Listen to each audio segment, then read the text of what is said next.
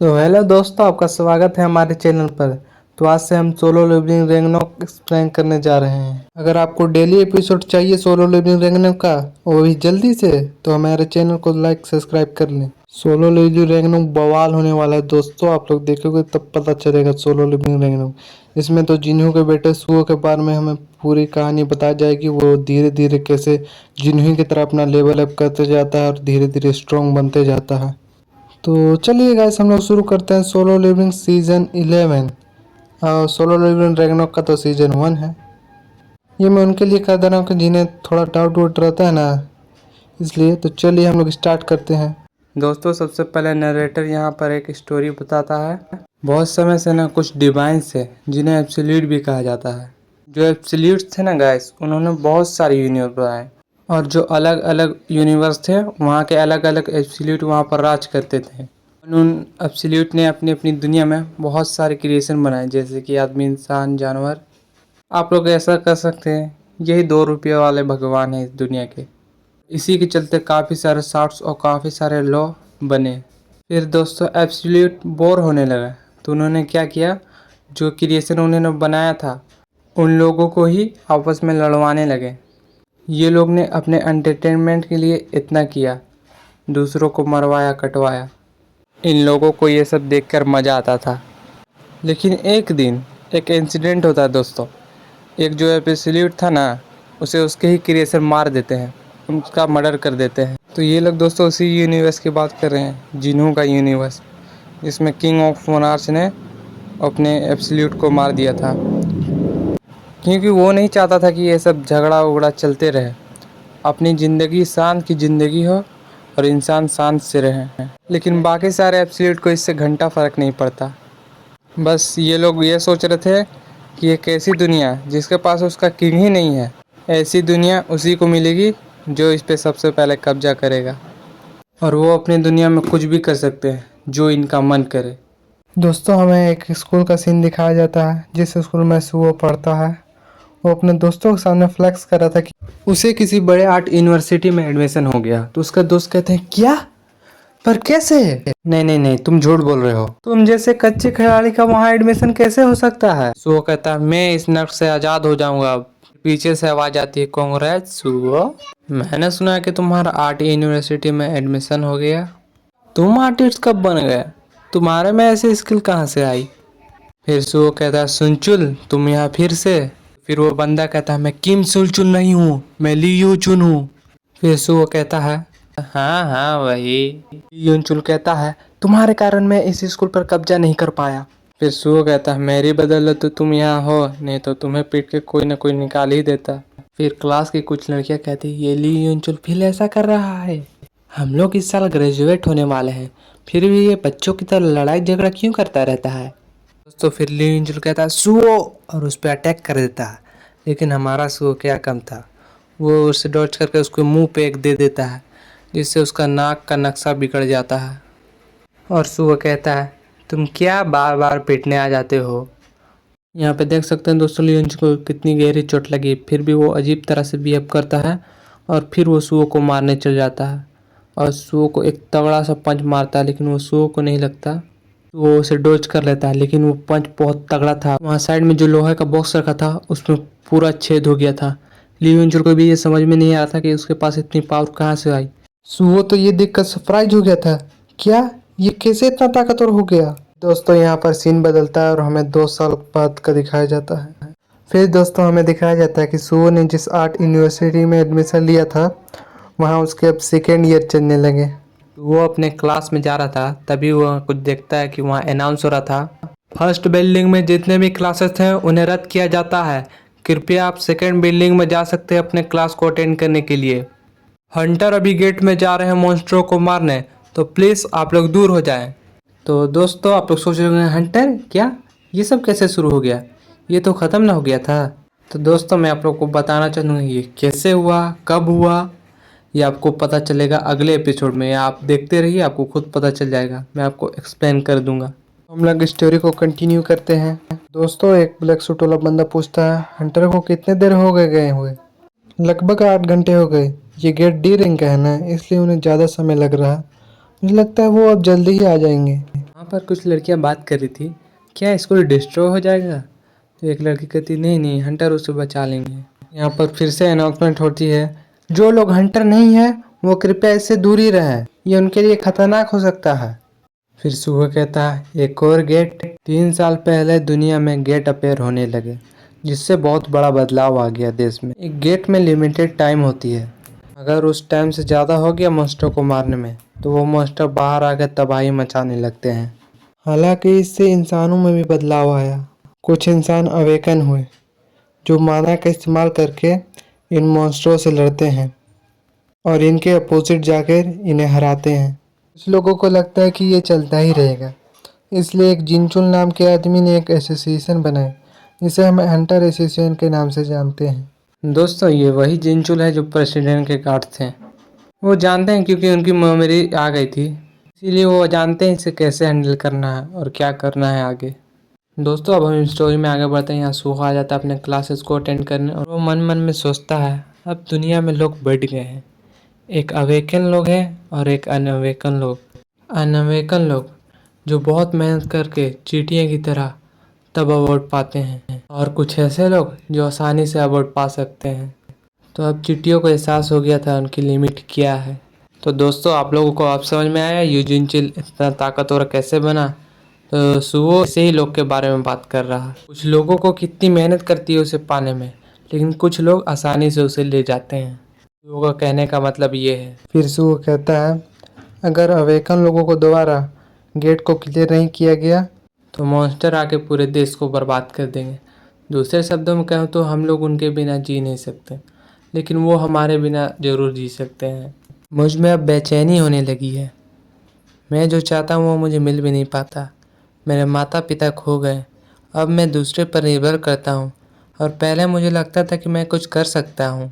मेरी माँ हमेशा कहती थी कि मैं अपने पापा जैसा हूँ। मैं सोच रहा हूँ कि वो इस बेचैनी से कैसे बाहर निकलते। फिर सुवो का टीचर सुवो को आवाज़ देता, सुवो। कहता, हाँ हाँ हाँ टीचर।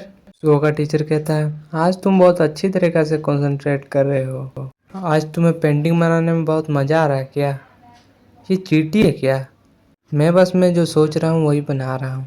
फिर सुवो का टीचर कहता है, ये चींटी, ये तो बहुत अनोखा चींटी है। फिर हमें दिखाया जाता है, दोस्तों ये तो बेरू की पेंटिंग है। सुवो बचपन में बेरू की ड्राइंग बहुत बनाता था, इस वजह से उसके दिमाग में ये सब आने लगा और उसने ये पेंटिंग बना दिया।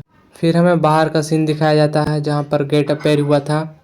उस गेट से हंटर लोग आने लगते हैं वापस, और उसमें बहुत सारे हंटर लोग गए थे, जैसे कि आप लोग देख सकते हैं।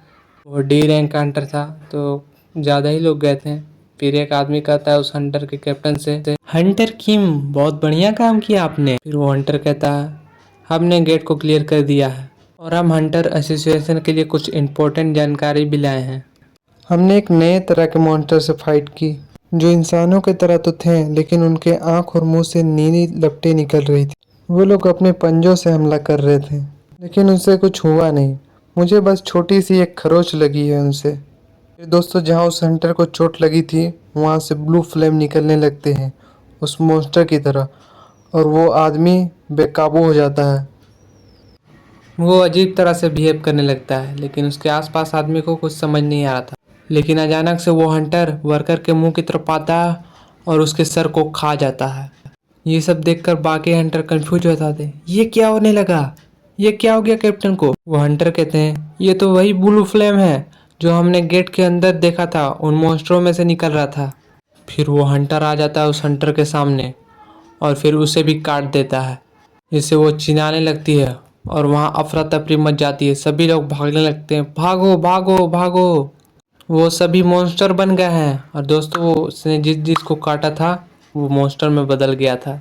फिर हमें सुवो को क्लास का दिखाया जाता है, जहाँ अफरी तफरी मची थी शहर में। तो सब लोग उनकी तरफ ध्यान देने लगते हैं, पूछते हैं ये क्या हो रहा है, वहाँ इतनी हलचल क्यों मची है। वो सभी लोग विंडो पास जाके देखते हैं तो वो लोग हैरान हो जाते हैं। एक आदमी कहता है, क्या गेट ब्रेक हो गया है क्या? उनसे तो नीली फ्लेम नहीं कर रही है, वो लोग मॉन्स्टर हैं। फिर एक लड़की कहती है, चलो जल्दी से यहाँ से भाग जाएं। फिर एक लड़का कहता है, हमें हंटरों का इंतजार करना होगा। फिर वो लोग सुवो की तरफ देखने लगते हैं और सुवो से कहते हैं, सुवो तुम भी तो एक हंटर हो ना, जल्दी से कुछ करो। फिर सुवो कहता है, अरे नहीं नहीं, मैं तो सिर्फ ई रैंक हंटर हूँ। फिर दोस्तों एक मॉन्स्टर छत पे चढ़ जाता है और वो सुओ की बिल्डिंग की तरफ देखता है और वो जंप लेने के पोजीशन में आ जाता है और वो जंप करता है सुओ की बिल्डिंग की तरफ। ये सब देख के वहाँ सभी लोग घबरा जाते हैं और वो मॉन्स्टर विंडो को तोड़ के उस क्लास में एंटर कर जाता है। फिर सभी लोग घबरा जाते हैं, वहाँ अफरा तफरी मच जाती है। सभी लोग डर के मारे इधर उधर भागने लगते हैं और कुछ टकरा के आपस में ही वहाँ गिर जाते हैं। सुओ भी वहाँ से जल्दी ही भागने लगता है और वो दौड़ने लगता है स्पीड में कि वो वहाँ से निकल पाए। तभी एक लड़की वहाँ गिर जाती है और बोलती है कि मैं चल नहीं पा रही हूँ, मेरी मदद करो प्लीज़। तो वो देखता है, वो आगे जाने लगता है, फिर बोलता नहीं मैं इसे छोड़ के नहीं जा सकता। वो लड़की चिल्लाने लगती है प्लीज़ मुझे बचाओ। फिर सो कहता मैं हंटर को बुला कर आ रहा हूँ। फिर सो कहता क्या, इसका मतलब तब तक तो वो मर ही जाएगी। फिर सो सोचने लगता है अगर मेरे पापा यहाँ होते तो वो क्या करते। मुझे यकीन है वो इसे छोड़कर कभी नहीं भागते। दोस्तों फिर हमें दिखाया जाता है कि वो मॉन्स्टर वहाँ आ चुका है और वो मॉन्स्टर धीरे धीरे उस लड़की की तरफ बढ़ रहा है और वो लड़की बहुत घबरा जाती है और वो रोने लगती है प्लीज़ मुझे कोई बचा लो प्लीज़। और वो मॉन्स्टर उसके पास आ जाता है और वो मॉन्स्टर उस पर हमला करने ही वाला होता है तभी सो आ जाता है और वो फायर एक्सटिराइजर से उस मॉन्स्टर के मुंह पे मार देता है, जिससे वो मॉन्स्टर थोड़ा पीछे हट जाता है और सुओ भी पूरे लड़ाई के मूड में आ जाता है। तभी उसके सामने कुछ लेटर जैसा आने लगता है जो बिल्कुल कुछ एप्लीकेशन वगैरह तरह दिख रहा था, लेकिन आप लोग तो इसे समझ गए होंगे ना गाइस। फिर वो मॉन्स्टर सुओ पर हमला कर देते हैं। फिर सुओ सोचता है कि मैं क्या करूं।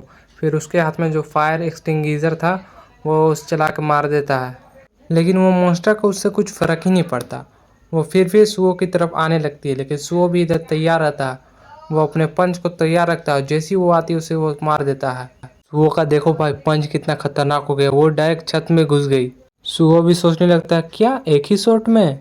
फिर दूसरा मिस्ट बन उसकी तरफ आने लगता है। सुओ घूमता है और फिर उसे एक किक मारता है।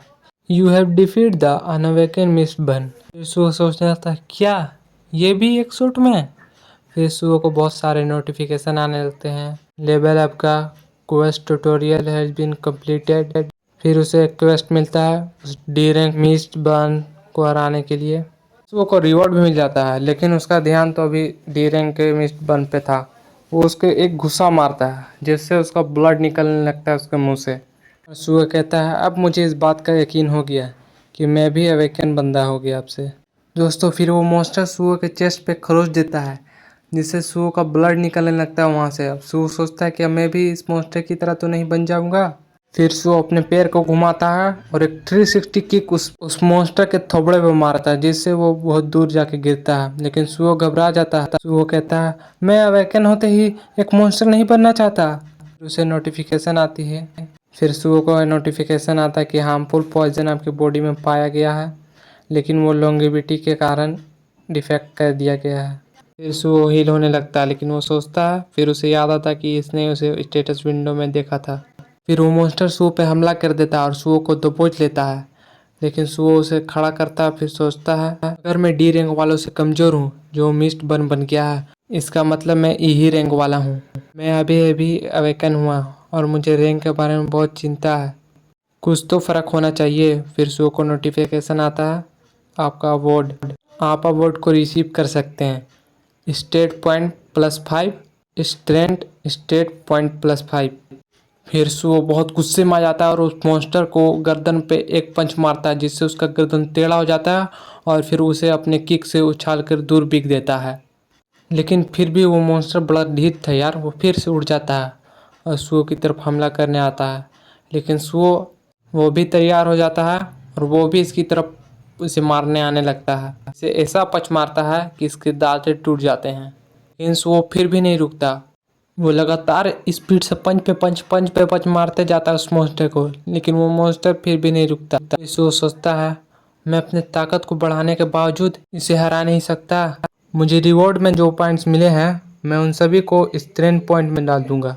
फिर सुओ की जो स्ट्रेंथ पॉइंट थी ना दोस्तों, वो काफ़ी ज़्यादा बढ़ गई थी। सुओ उस मॉन्स्टर को एक पंच मारता है, जिससे उस मॉन्स्टर के सारे ही दांत टूट जाते हैं। अब सुओ आया ना अपने असली मूड में, फिर वो एक और पंच अपनी पूरी ताकत लगा के उसे एक और पंच मारता है, जिससे वो दीवार में जाके टकरा जाता है। उस जिस दीवार में वो टकराया था उसके अगले क्लास में उसका स्मार्ट टीवी टूट जाता है गिर के। वो दीवार पूरा तरीके से दरक जाता है और वो फिर उसे एक पंच मारता है, जिससे वो उस दीवार का पूरा नामो निशान मिट जाता है। वो दीवार चकनाचूर हो जाता है दोस्तों, जैसे कि आप लोग देख सकते हैं। फिर वो लोग फाइट करते करते दूसरे क्लास में आ जाते हैं। तो वो फुल कॉन्सेंट्रेट से फाइट कर रहा है दोस्तों, जैसा कि आप लोग देख सकते हैं। वो रुक ही नहीं रहा, वो लगातार उस पोस्टर को पंच पे पंच मारते जा रहा, पंच पे पंच मारते जा रहा। इतनी स्पीड से वो पंच मार रहा है कि उस मॉन्स्टर का थोपड़ा ही नहीं पता चल रहा ठीक से, और जहाँ वो गिर रहा है वो दीवार ही टूट जा रहा है। फिर वो कहता है रैंक अवेकन होने के बाद पता चलती है, और कोई भी आदमी अपने रैंक से ज़्यादा ताकतवर नहीं होता। फिर सुबह को नोटिफिकेशन आ जाता है, you have defeated the awaken mist बन। और फिर सुबह उस टूटी हुई खिड़की पास जाके बैठ जाता है और अपने हाथ को देखने लगता है, तो मैं जीत गया। इसके साथ सुबह अपने फिस्ट को देखने लगता है और फिर कहता है मैं अब कर सकता हूँ, मैं अब अवेकन बंदा बन चुका हूँ, मैं लोगों को अब बचा सकता हूँ और इस परेशानी को दूर कर सकता हूँ। सुबह जिस खिड़की पर बैठा था वहाँ से वो शहर का नज़ारा देख सकता था, और वहाँ से वो देखता है कि एक मॉन्स्टर उसी की तरफ दौड़ के आ रहा था। और फिर जब वहाँ से वो जंप किया तो सुबह ये देखकर हैरान हो जाता है, कहता है ये क्या मुसीबत है यार, ख़त्म ही नहीं होती। और फिर वो मॉन्स्टर जंप करके डायरेक्ट सुबह के क्लास में एंटर हो जाता है और अपने तलवार से अटैक कर देता है, जिससे वहाँ पर बहुत बड़ा ब्लास्ट हो जाता है। देखिए दोस्तों उस अटैक से कितना बड़ा ब्लास्ट हुआ था। फिर वहाँ अनाउंसमेंट होने लगता है, Korea university of the art में टंजन ब्रेक हो चुका है। आप सभी लोगों से अनुरोध है कि जल्द से जल्द यहाँ से तुरंत भाग जाएं। ये सीन बदलता है और हमें कुछ आर्मी दिखाया जाता है जो आपस में कह रहे थे नालत है हम पे, लोग मर रहे हैं और हम बस यहाँ खड़े होकर देख रहे हैं। हंटर एसोसिएशन द्वारा भेजे गए हंटर कब तक यहाँ पहुँचेंगे? लगता है यहाँ बी रैंक या उससे ऊपर के हंटर आ रहे हैं, तभी उन्हें समय लग रहा। तो फिर दूसरा ऑफिसर कहता है क्या उन्हें नहीं पता है यहाँ डी रैंक का टेंशन ब्रेक हुआ है। खैर हंटर एसोसिएशन इस बात पे रिसर्च कर रही है कि यहाँ हंटर पॉजिटिव हुए हैं, एक सी रैंक का हंटर और कई सारे डी रैंक के। दोस्तों यहाँ सीन बदलता है और हमें शो का क्लास का दिखाया जाता है। कहता है क्या बकवास है, ये निचले फ्लोर से इतना ऊंचा कूद गया, ये तो सी रैंक मिस बन है, इसके हाथ में तो हथियार भी है, ये पक्का ये तो पिछले वाले से ताकतवर है। मेरा लेवल तो बस अभी अभी ऊपर हुआ है, क्या मैं इससे जीत पाऊंगा? तुरंत ही वो मॉन्स्टर शो पर हमला कर देता है, जिसे आप देख सकते हो कितना खतरनाक हमला था, पीछे का दीवार भी कट चुका है इस हमले से। वो ये देखकर घबरा जाता है और कहता है ये तो बहुत ताकतवर है, ये तो पागलपन होगा इससे लड़ना। वो मॉन्स्टर फिर से शो पे हमला करने लगता है, लेकिन सुअ उस फायर एक्सटिंग्विशर को उसके तरफ फेंकता है, जिससे उसके दो टुकड़े हो जाते हैं और उसमें से गैस निकलने लगता है, जिससे वहाँ धुंधलेलापन हो जाता है उस रूम में उस गैस की वजह से। सुअ सोचता है कि इस मौके का फ़ायदा उठाना चाहिए और वो उस रूम से भागने लगता है। सुअ कहने लगता है मैं किसी भी तरह से इस मॉन्स्टर का सामना नहीं कर पाता, अब मुझे समझ में आया कि अवेकन लोगों को रैंक में क्यों बांटा गया है। मैं तब तक टिक पाऊँ जब तक कोई दूसरा हंटर ना आ जाए। फिर वो मॉन्स्टर भी उस रूम में से निकल जाता है और वो सुअ की तरफ भागने लगता है उसकी आवाज़ सुनकर, लेकिन वो मॉन्स्टर कुछ देर सुअ का पीछा करके रुक जाता है। तो सुअ कहता है ये मेरा पीछा क्यों नहीं कर रहा, ये क्यों रुक गया? फिर सुअ देखता है कि वो मॉन्स्टर उन लड़कियों को देख रहा था जो छत पे खड़ी होकर ये सब देख रही थी। वो लोग मॉन्स्टर से बचने के लिए छत पर चढ़ गई थी, लेकिन ये मॉन्स्टर उन्हें देख लेता है। फिर वो मॉन्स्टर पोजीशन लेता है और वहाँ से जंप मार देता है। ये सब देखकर वो लड़कियाँ भी घबरा जाती है, उन्हें कुछ समझ में नहीं आ रहा था वो क्या करें। सुअ कहता है नहीं रुको, लेकिन तब तक वो मॉन्स्टर उस छत पर पहुँच चुका था जंप करके। फिर सुअ बहुत गुस्से में आ जाता है और वो उसे घुर्रा के देखने लगता है। फिर सुअ भी जंप कर देता है, लेकिन वो 2 बार में जंप करके वहाँ पर पहुँचता है। पहुँचते ही उस मॉन्स्टर को एक किक मारता है, जिससे उस मॉन्स्टर का कुछ होता नहीं, बस उसका हल्का सा बैलेंस बिगड़ता है। सुअ कहता है मुझे इसे कैसे भी करके रोकना होगा।